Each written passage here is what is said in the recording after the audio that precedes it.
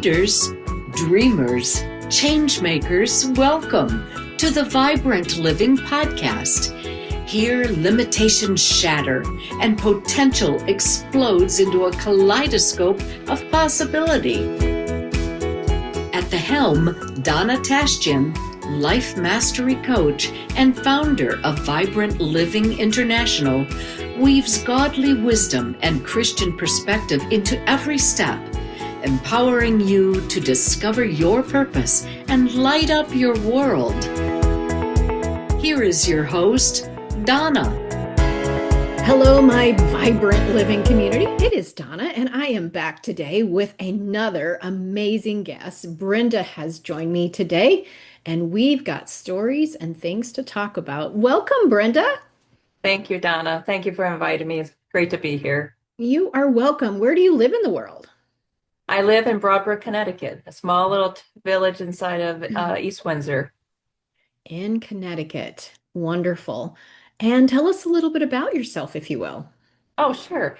So I grew up, I have an undergraduate in human resources management. I've got a graduate degree, and I spent 30 years in human resources, organizational design, development, and coaching. And when I turned 55, I walked away from my executive job to write my book, Courageously Authentic. And who is Brenda the woman? Brenda's the woman who is an advocate for women empowerment. Because I spent so many years watching women shrink and watching women just silence their voice to keep the peace, to avoid conflict. And after losing my sister to alcoholism at age 46 and leaving a beautiful daughter behind with no father, that was the moment that I thought, enough, I need to reach a broader audience.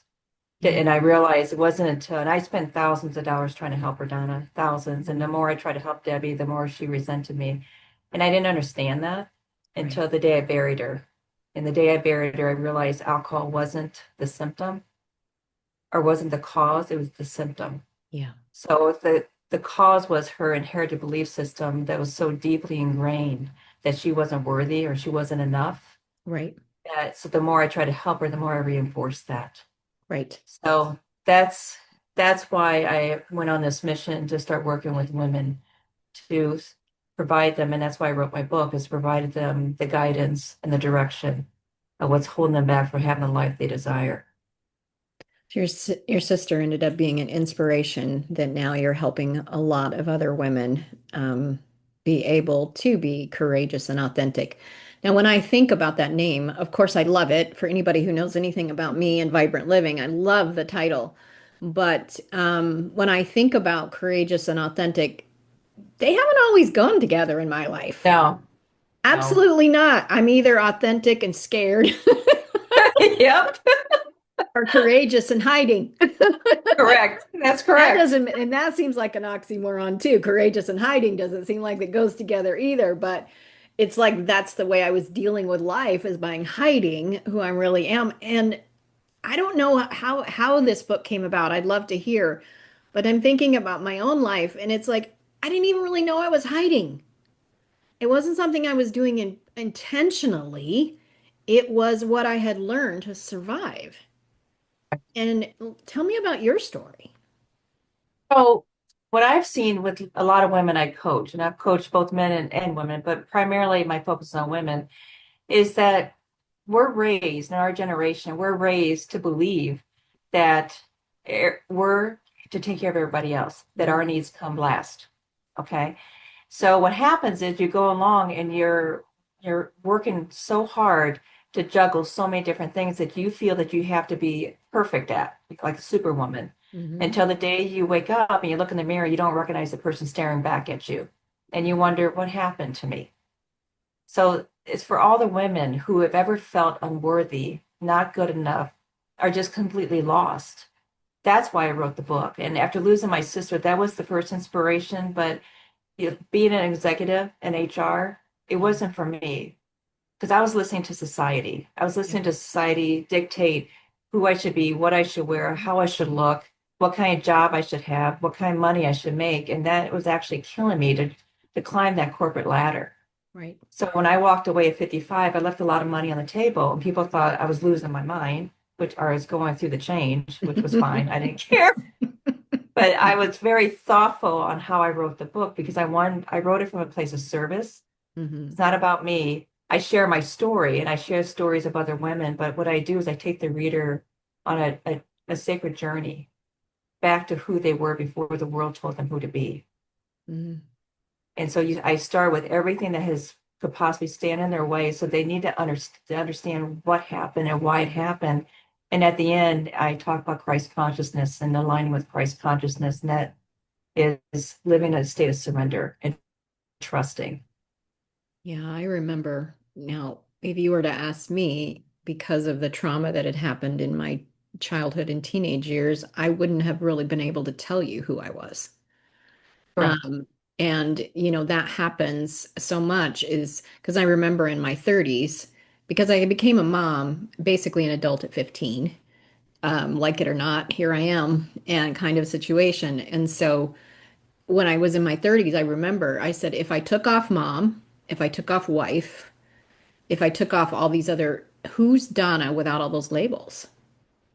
Right. Because that is all, that is true. It's part of me, but we minimize or shrink and don't allow us to be all that God created us to be. And you're talking about Christ consciousness and identity, which is what I am passionate about, is stopping identity theft, and being who God called us to be. And so, how do women begin to discover when they've filled all these roles, but it doesn't define them, and it has defined them?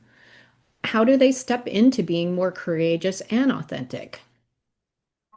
When I coach women, and it's in my book as well, you got to give yourself permission. Mm, It's having that realization that it's that I matter too, right? And mm, so as soon as you give yourself permission to heal, to uncover the wounds that are keeping you in the past or the future, that's your ego.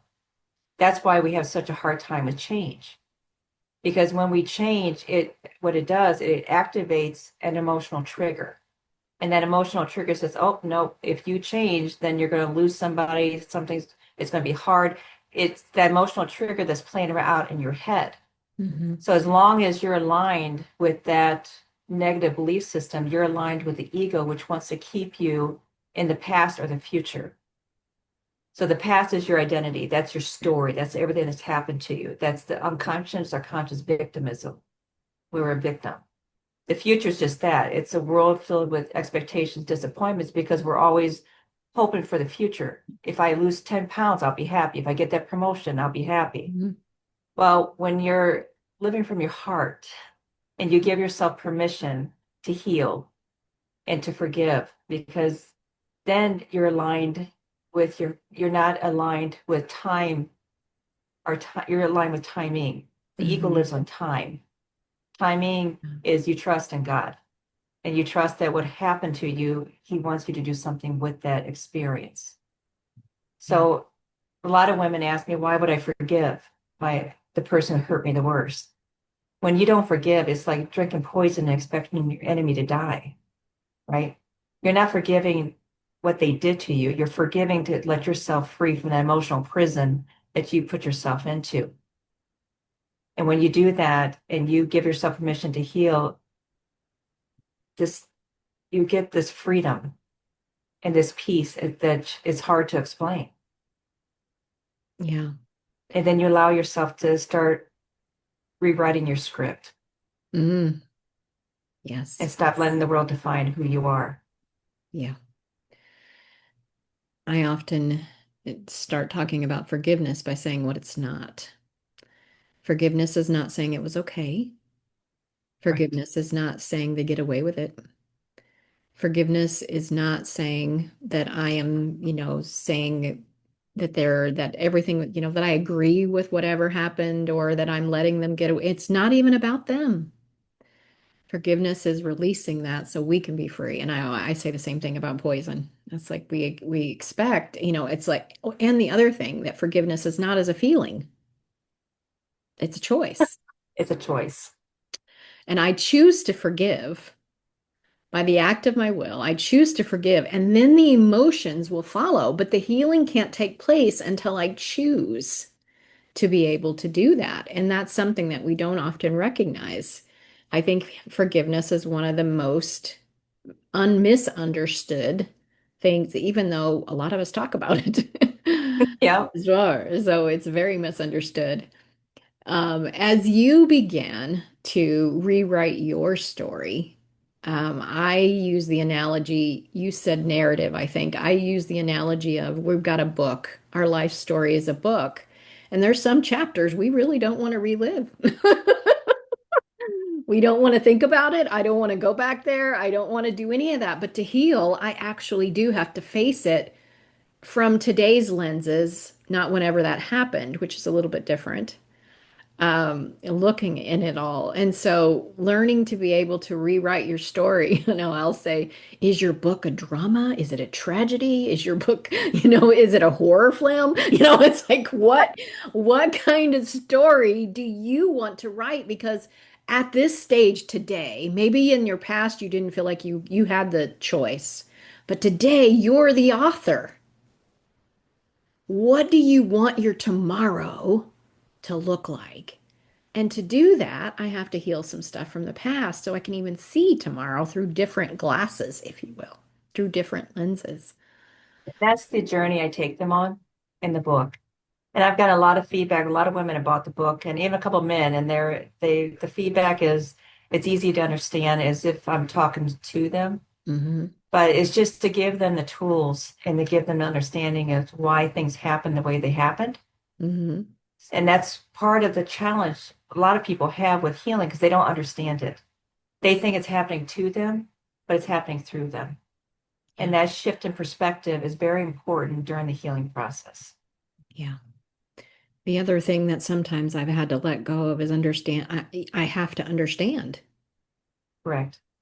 Sometimes you're not going to understand why a particular person did whatever they did. Because we feel like if we understood, it would make it all right, but it wouldn't. That's an illusion. It wouldn't. It was still painful, whatever it was that we were going through. It doesn't make it okay, and it doesn't make us feel better, but our brain's like, well, I want to understand. And so one of the things that I say, and see if you resonate with this, is Jesus is my Lord. And as Lord of my life, I have to release that I have to understand. And I am giving that. I want to. I'm giving that to him. Sometimes understanding happens down the road a ways. But in the middle of the healing process, understanding doesn't always happen. And the things that you and I and your sister lived through, we've turned around to then bless others and benefit others if we go through the process. And so I love this whole dynamic. What other thoughts are coming to your mind as we talk here today? It's about relinquishing the control, Mm, right? So when we live from our ego mind, we want to control. We wear all these different ego masks, the perfectionist, the martyr, the controller. And because we're depending on our audience, right? Is whatever situation we're in. It's releasing all those masks and just coming back to your true authentic self.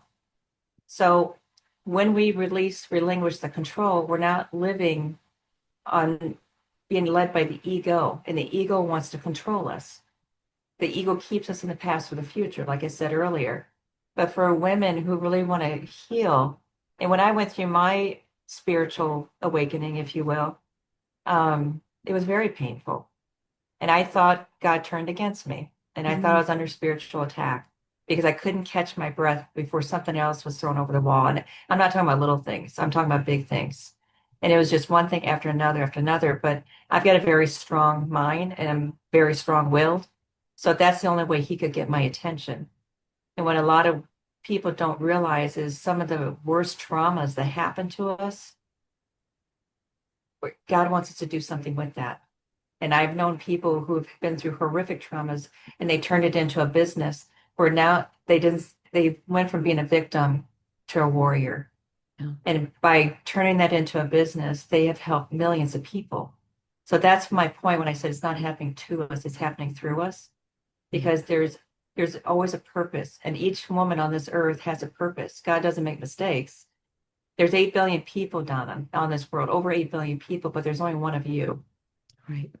So it's what you do with your experiences. We can either stay the unconscious or the conscious victim, or you can have the courage to return to your authentic self. And that's why I named my book Courageously Authentic, because it takes courage to go through the healing, to peel back the onion, to realize that you are a beautiful soul that God created, and He has a reason to have you here on earth. Yeah. I was chuckling inside when you were talking about, the script. And so many of the times we create scripts, but everybody else doesn't know the play. Right. That's right. Been there. And I'm like, okay, you weren't supposed to say that. That wasn't your lines. Your lines was something different. And we create this script of what life is supposed to be like, and nobody else knows the play, and it's not Right. working that way. Setting those expectations. Yep. And those expectations are what really get us, is like you expect it to be. It's like when I got married, nevertheless, my past, I was very insecure, extremely insecure woman when I got married, and I read Harlequin romance novels. Well, Can you see the problem? I I can married a see it. man. So did my sister. And I met, and he didn't read those books on how he was supposed to behave.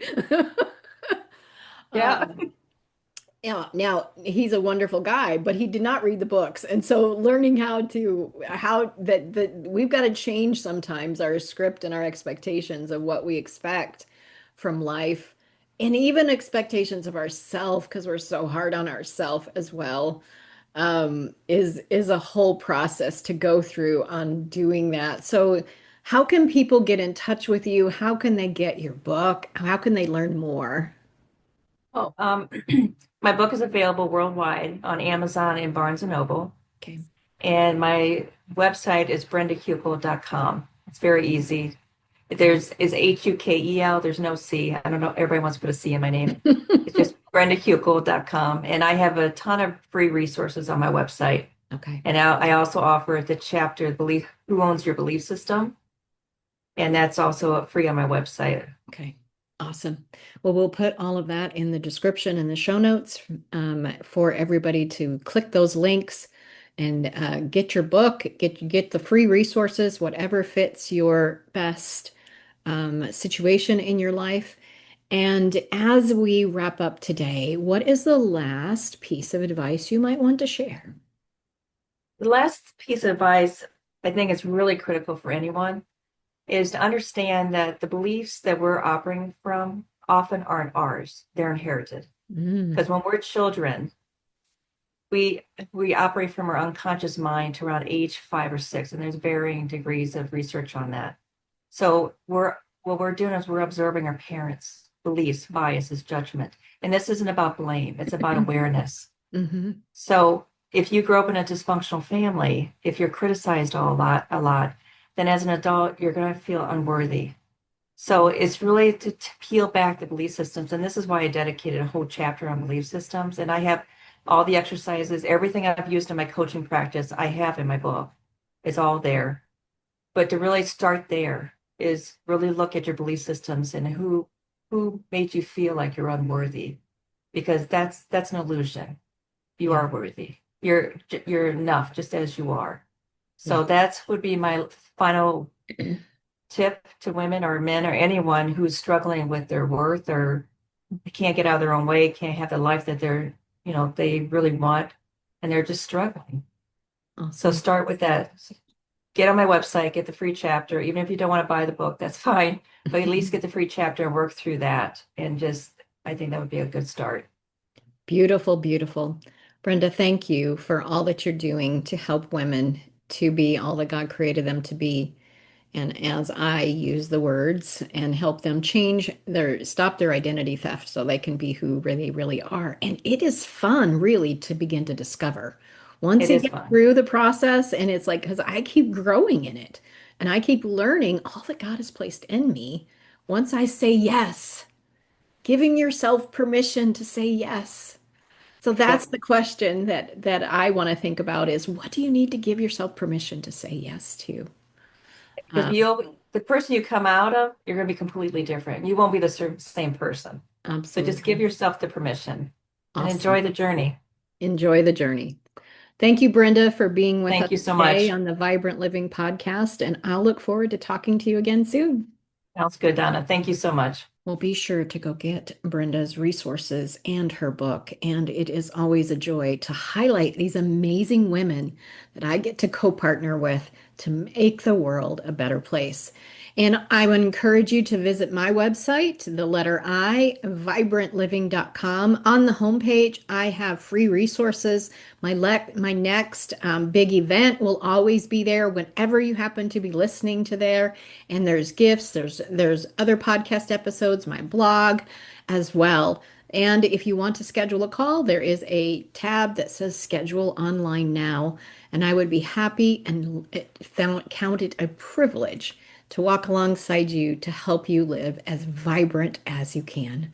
So until next time, thank you for being part of this vibrant living community. Share this, leave a review, and let's share the light everywhere we go. Bye for now.